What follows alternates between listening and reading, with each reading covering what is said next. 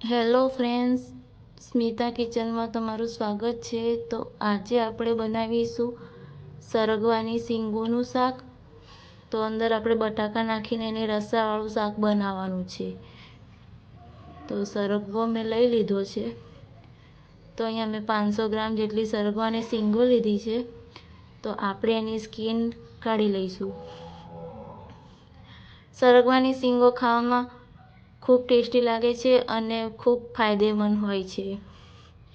તો અહીંયા મેં સ્કિન કાઢી લીધી છે અને આંગળી જેટલા એના ટુકડા કરી લીધા છે।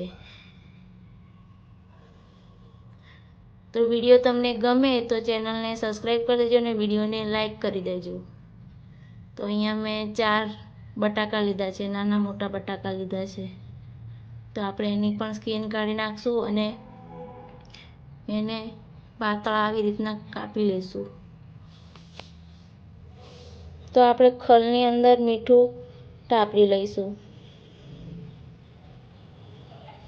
તો એના માટે મેં 2 ચમચી જેટલી મરચાં પાવડર લઈશું।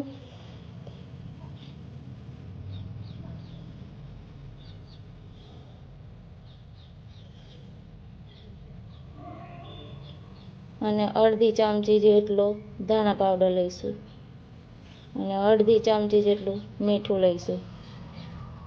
અને આપણે 10 થી 15 લસણ લેવાના છે। તો આપણે આ બધાને મિક્સમાં કૂટી લઈશું। આવી રીતના કૂટેલું મીઠું આપણે સબ્જીમાં નાખીએ ને તો ખૂબ ટેસ્ટી લાગે છે। તો અહીંયા આપણું મીઠું વટાઈ ગયું છે। તો પેલી આપણે શીંગોને આપણે એક સીટી વગાડી લેવાની છે કુકરની અંદર।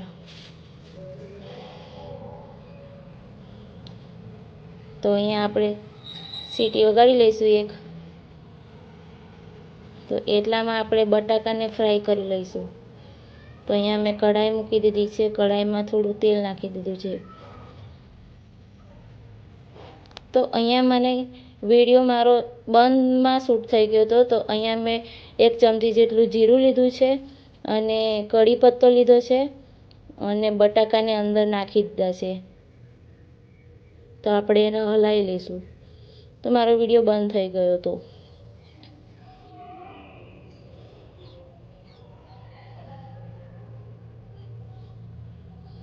તો આપણે પેલું જે વાટેલું મીઠું છે એને અંદર નાખી દઈશું અને બરાબર હલાવી લઈશું।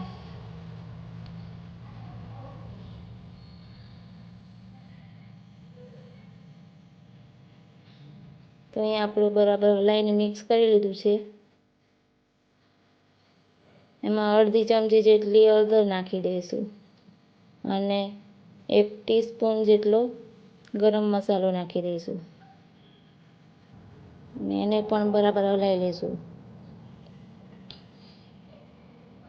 આમાં આપણે થોડું પાણી રેડીશું 1 ગ્લાસ જેટલું, એટલે બટાકા જે આપણા છે એ એકદમ બફાઈને ચડી જાય।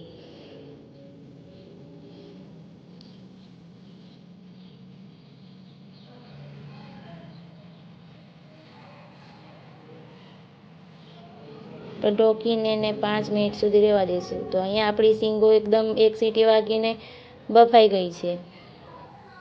તો આપણે પેલું પણ જોઈ લઈએ સાથે સાથે। તો આપણા બટાકા એકદમ ચડી ગયા છે। તો આપણે શીંગો અંદર નાખી દઈશું। શીંગો નાખીને પછી એને બરાબર અંદર મિક્સ કરી લેવાની છે। ફરી આપણે રસાવાળા બનાવવાના છે એટલે ફરી 1 ગ્લાસ પાણી નાખીશું। તો અહીંયા આપણો એકદમ ઉકળીને સબ્જી બની ગઈ છે। તો એને આવી રીતના ક્યારેક હલાવતું રહેવાનું।